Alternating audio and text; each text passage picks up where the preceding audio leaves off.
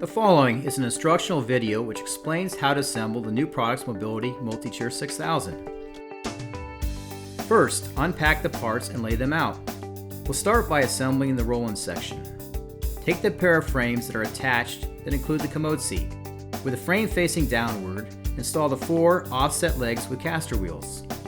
Note, the wheels with the footrest clamps are the front legs and should be on the same side as the commode slot on the cushion.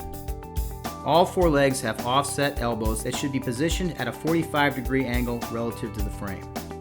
There is a small stainless steel pin on each of the offset pieces that mates with the frame. Lock the legs into place by using the included T-handle Allen wrench to tighten the bolts located in the corners of the frame. Once all 4 legs are installed, flip the frame right side up. Next, install the backrest assembly. The backrest posts fit into the rear holes on the slider seat frame. Tighten the internal back post clamps using the included T-handle Allen wrench. Then, fit the footrest assemblies into the footrest clamps and adjust as necessary. Next, install the 4 non-pinned offset legs into the tub section frame using the included Allen wrench.